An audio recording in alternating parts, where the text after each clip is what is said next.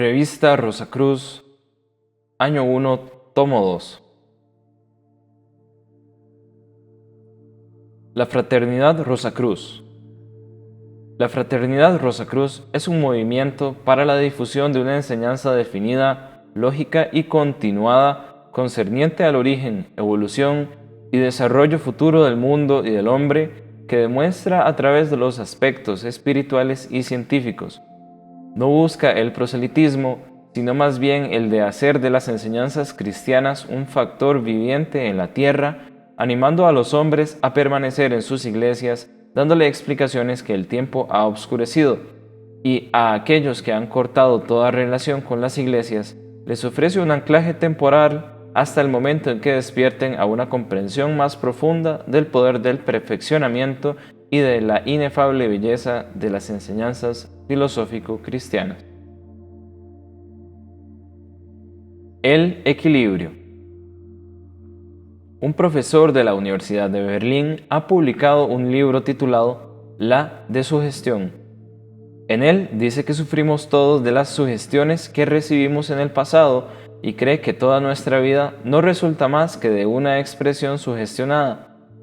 Para él, en la escuela, las lecciones son por mera sugestión del maestro, y el ejemplo de nuestros padres y de los que nos rodean no hace más que sugestionarnos en un sentido dado. Con eso, dice el autor, frenamos, apocamos la expresión de nuestras potencialidades internas y hacemos callar a nuestro subconsciente.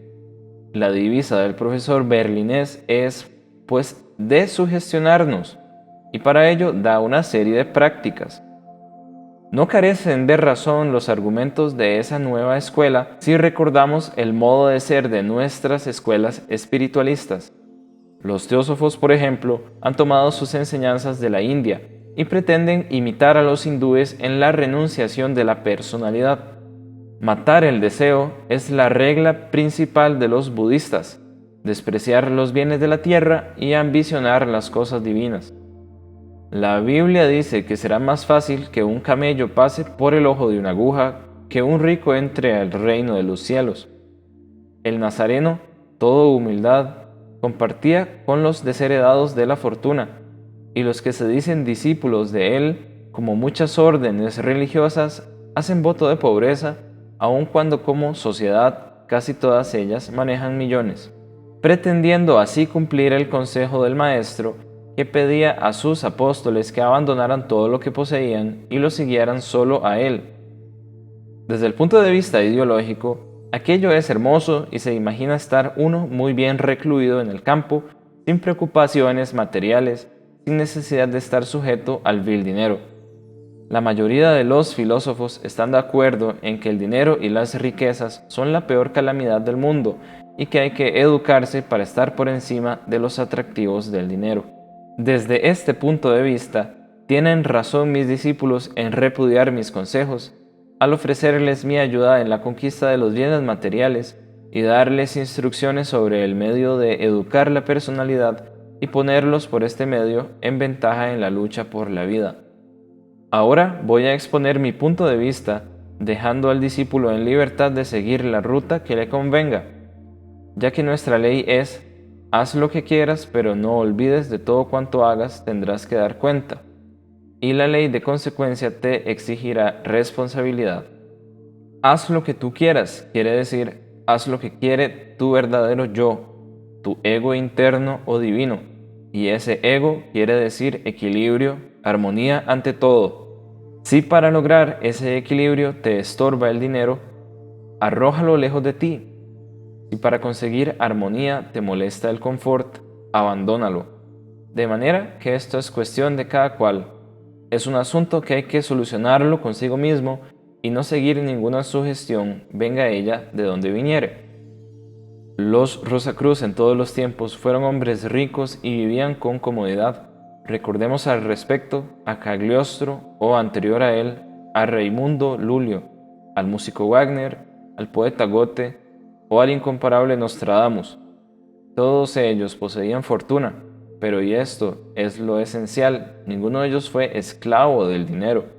Wagner no podía trabajar si no estaba en una habitación confortable, pues él requería el lujo para ponerse a tono con su subconsciente. Fijémonos en 3 tipos distintos como ejemplo de desequilibrio. Primero, un comerciante que trabaja sin más mira que reunir el dinero, ni otra inquietud que lograr grandes ganancias. A él no le importa la ciencia ni el arte. Para los hombres que se dedican a los libros, siente desprecio, antipatía, los ve inferiores a él. No concibe que la vida tenga otro objeto que ganar dinero, mucho dinero.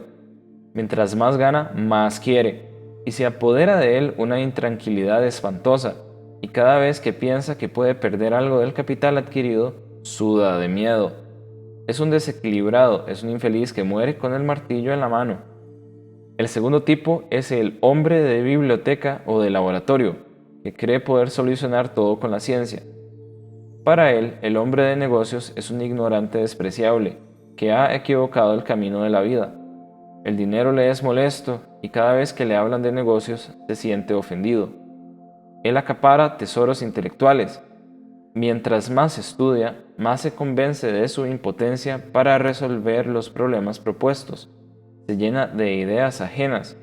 Por algún tiempo le satisface un autor a quien repudia después al encontrar con otro que no le gusta más, pero el resultado es la misma intranquilidad interna del hombre insatisfecho. Llega a la vejez, minado por la arteriosclerosis. La vista ya no le acompaña para leer y reniega de no haberse ocupado en algo práctico y de no haber reunido algún capital. El tercer tipo es el del artista o místico, que vive en un nirvana hipotético, meditando y orando sin escuchar la voz de la ciencia, sin compartir los asuntos de la vida material. Llegará un día en que sentirá un inmenso vacío y se reconocerá como un unilateral desequilibrado que no logró conmover al cielo con sus oraciones rutinarias. 3 tipos son estos, distintos por su modo de ser y sin embargo similares en la finalidad. Los 3 son desequilibrados. Sobre uno de los templos antiguos de iniciación vi esta frase: ore en su oratorio y labore en su laboratorio, que traduce en frases vulgares: a Dios rogando y con el mazo dando. La clave consiste, pues, en poner en equilibrio estos 3 estados: material, intelectual y espiritual, y eso constituye ciertamente la finalidad Rosacruz. Todos nuestros esfuerzos no tienen más objeto que conquistar la felicidad, y esa no la logramos si no conseguimos la libertad en todos sus aspectos. Libertarnos de las sugestiones del ambiente, conquistar nuestra propia individualidad e independizarnos. Seamos prácticos. No olvidemos que debemos tomar las cosas como son y no como quisiéramos que fuesen. Vivimos en un medio, en una sociedad en que todo es lucha de competencia y, desgraciadamente, la base de una libertad individual está en la independencia económica. Es triste, pero por eso no menos cierto, que si estamos rodeados de miseria y de pobreza, es decir, en un ambiente negativo, no podemos ponernos en un estado receptivo de cosas superiores. Basta tener la ropa sucia o el estómago vacío para que nos sintamos débiles, nos encontremos en desequilibrio y tan pronto como hayamos comido bien, nos hayamos bañado y puesto ropa limpia, estaremos en condiciones de que nos vengan nuevas ideas e inspiraciones provechosas. Conociendo la vida práctica y el camino de la iniciación, los Rosacruz en todos los tiempos dieron prácticas para que sus discípulos lograsen poner en armonía este triple estado: material, intelectual y espiritual.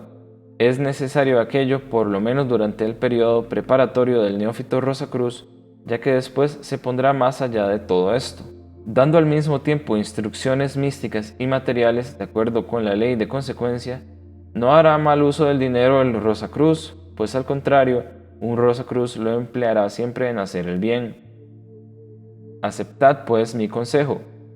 Lograd fortuna por cualquier medio, haciendo lo que queráis, pero nunca con prejuicio de terceros, sino siempre en bien y armonía con todos. Los hombres que han sobresalido en el terreno de las artes y las ciencias no han sido los hijos de los ricos, sino los de la clase media y los desheredados de la fortuna, pero que lograron levantarse mediante el esfuerzo constante y el trabajo.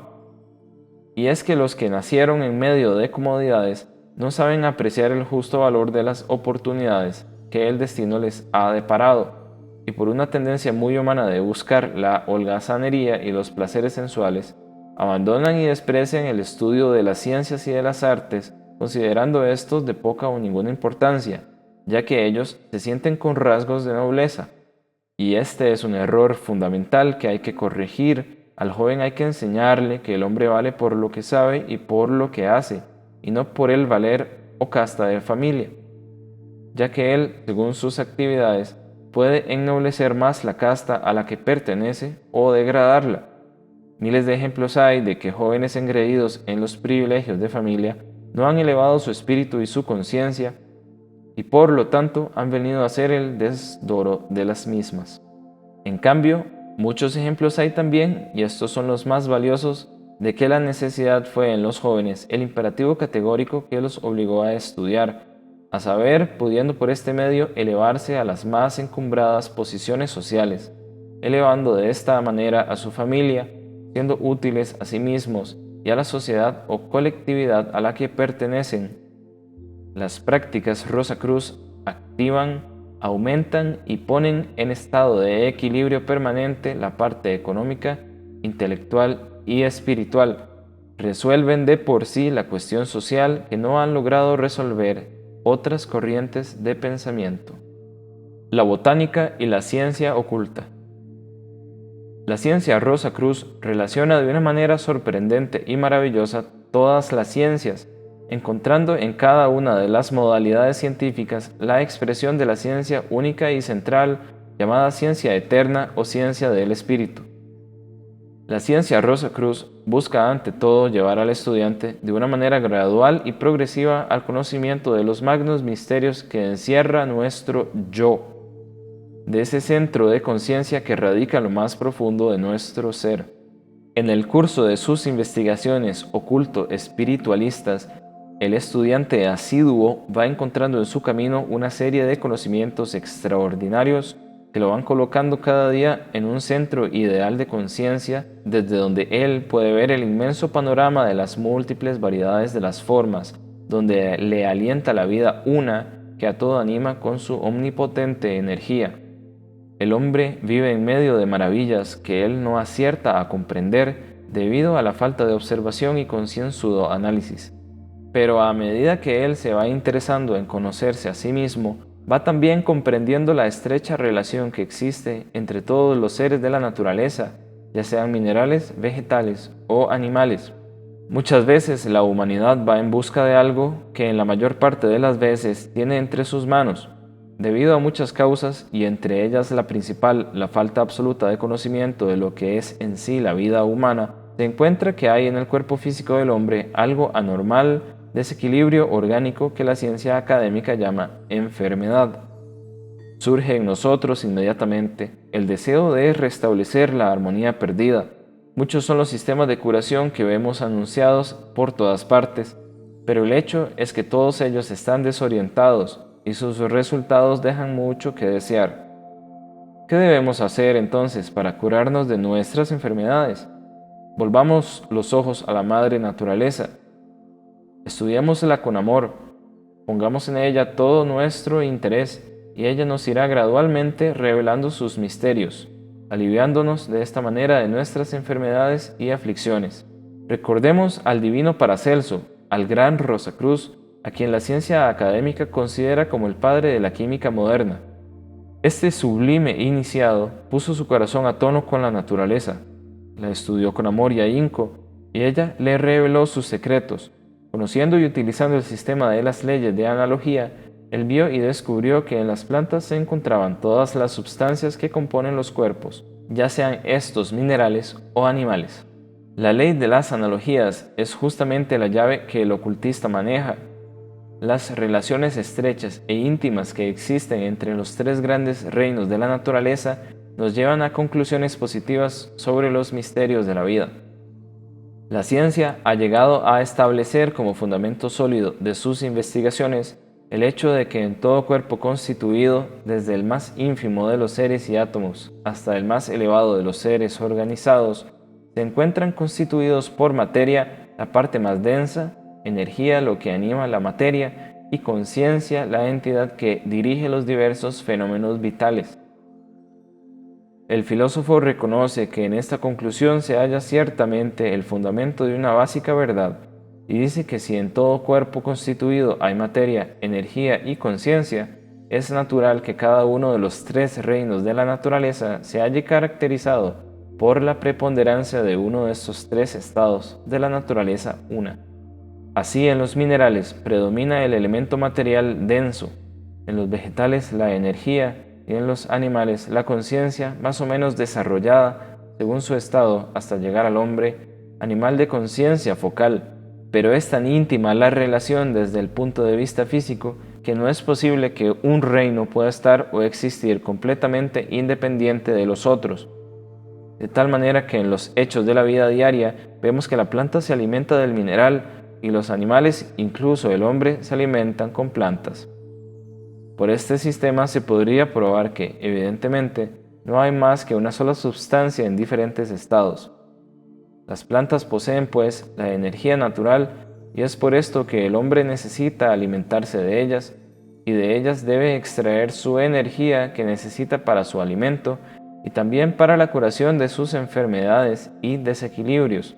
Ahora, siendo la enfermedad ausencia de energía en determinado órgano o parte del cuerpo, es lógico deducir que de las plantas debe obtener lo que le haga falta para lograr su restablecimiento.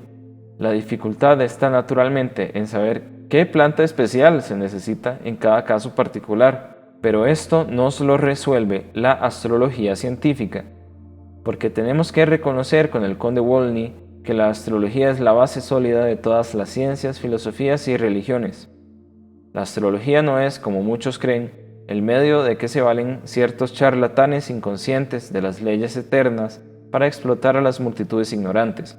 La astrología es la ciencia de las ciencias, abriéndonos ella por sí sola campo a la comprensión, abro paréntesis, no es exagerado decirlo, cierro paréntesis, de todos los conocimientos humanos. Los antiguos sabios de Egipto, de Persia, de Caldea, de Grecia, etcétera, etcétera, llegaron a ser grandes seres porque llegaron a poseer a fondo esta magna ciencia. La química moderna es hija de la alquimia de los antiguos, y la alquimia científica o esotérica es hija de la astrología. La medicina tuvo su origen en la química y en la alquimia.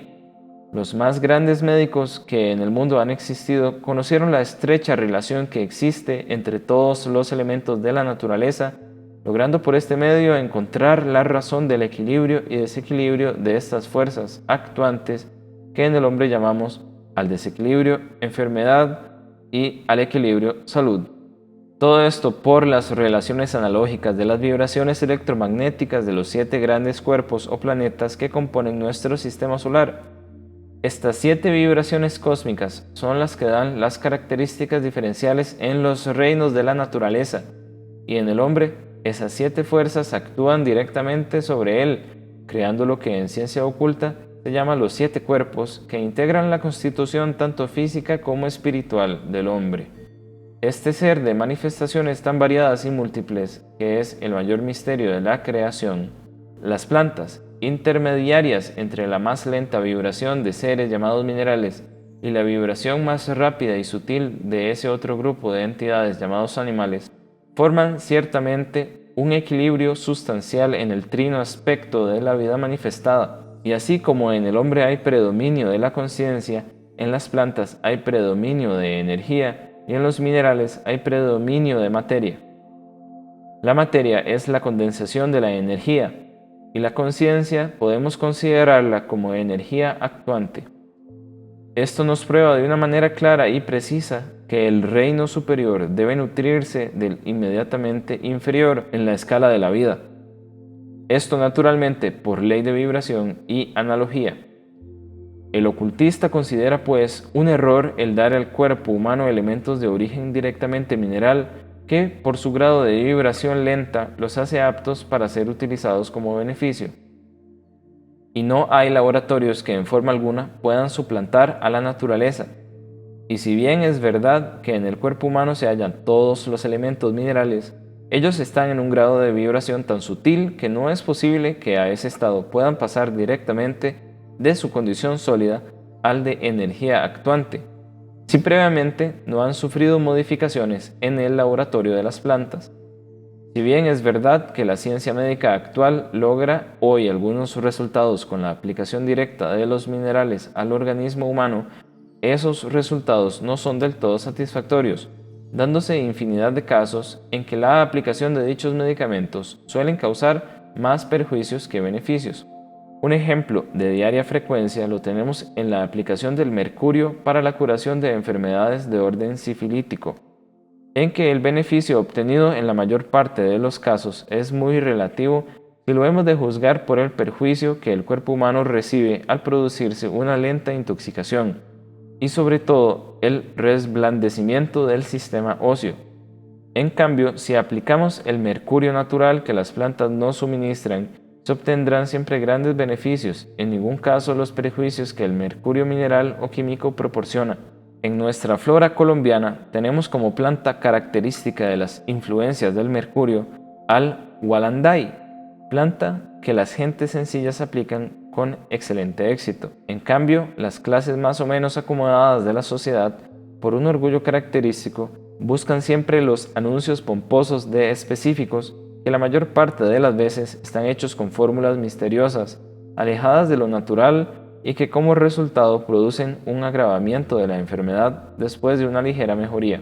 A las personas que estudian la virtud de las plantas se les suele dar el despreciativo título de yerbateros, y acaso fundamentados en esa misma despreciativa acepción, la enorme labor y trabajos preciosos de científicos colombianos de grata memoria, tales como Caldas, Mutis, Triana, Cortés, Márquez, etc., permanecen hoy relegados en el polvo de las bibliotecas, aguardando que un piadoso amante de la naturaleza venga a sacarlos de su sueño.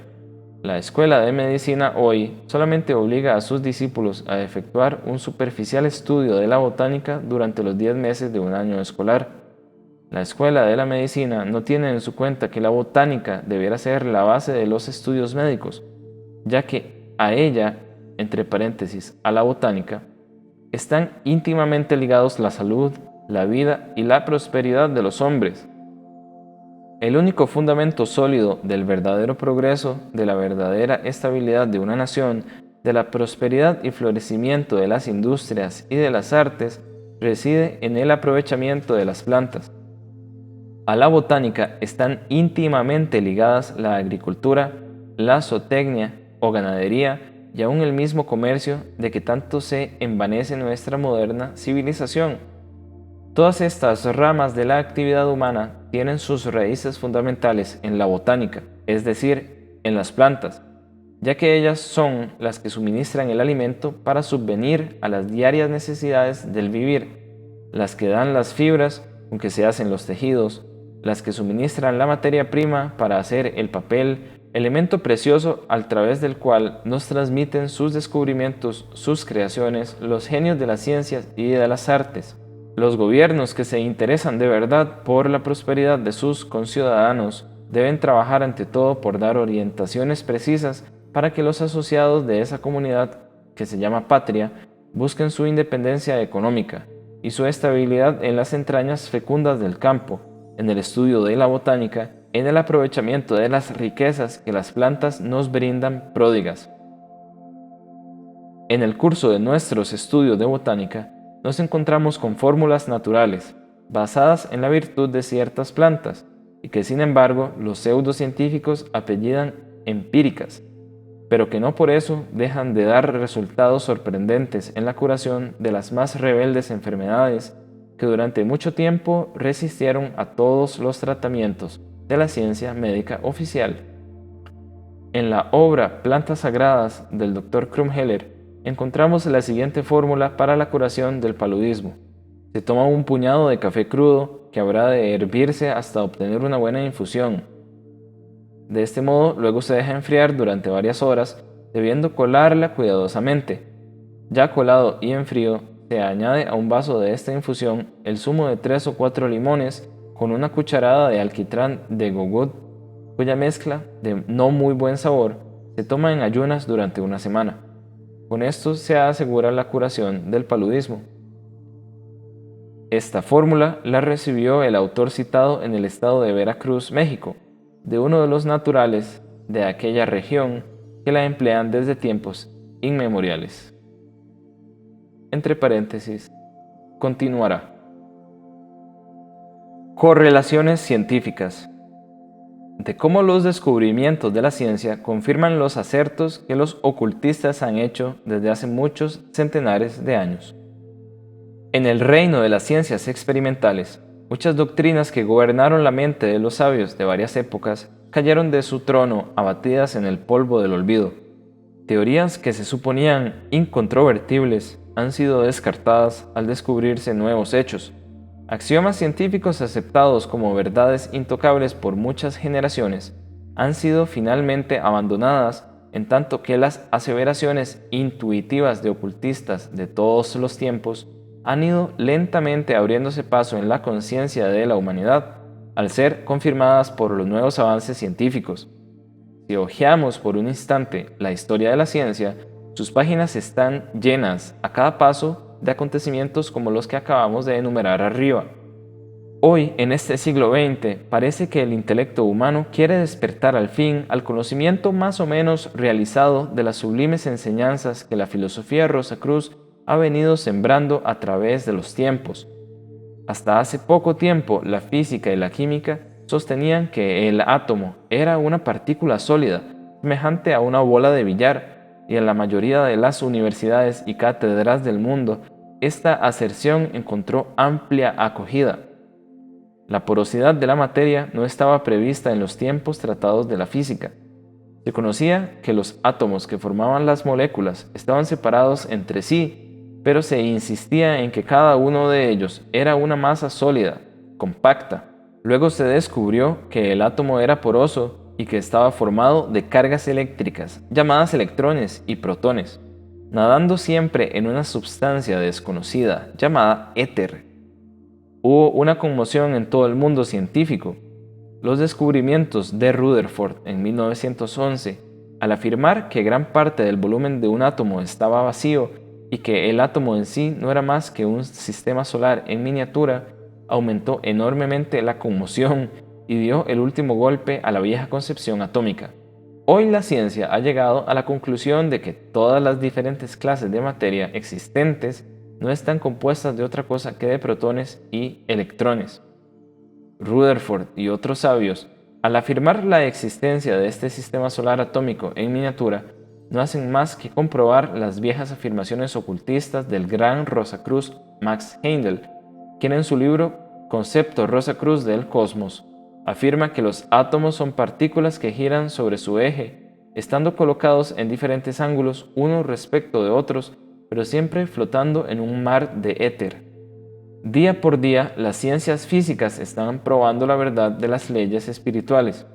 A cada momento, los científicos y los investigadores en el mundo entero están íntimamente postulando una causa primera y un arquitecto omnipotente. En cada instante quisieran expresar su creencia o presentimiento de un Dios. A propósito de esto, dice un eminente científico: la materia, que parece tan sólida y estable, está probado que no es más que movimiento rítmico. Ella no es más que un fenómeno, una apariencia, y no la substancia ultérrima y base que nosotros buscábamos. El señor W. F. Barrett dice: los avances científicos están continuamente empujando los límites del mundo visible. Nos están obligando a creer en los antiguos postulados que afirman que el universo visible no es más que la sombra de un universo invisible, que a su vez es la expresión de un poder invisible también y trascendente. Para la ciencia académica, el mundo y el universo entero es una cosa viviente hoy. Ya los hombres de ciencia no lo miran como un agregado de entidades separadas, con origen individual o con destino particular, sino como un todo animado y controlado por la mente y el querer de un arquitecto divino. Las teorías del materialismo mecánico no pueden sobrevivir en estos tiempos. Continuará.